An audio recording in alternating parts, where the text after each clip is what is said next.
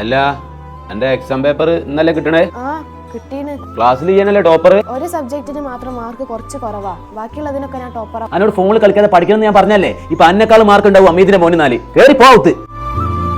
എന്തിനാ ഉപ്പ ചെങ്ങളെ ഇങ്ങനെ താത്തനെ ചീത്ത പറയണേ? കരയാണ് എന്റെ മോള്. കരഞ്ഞാലേ ആ ഫൗണ്ടേഷൻ ഒക്കെ പോവേ.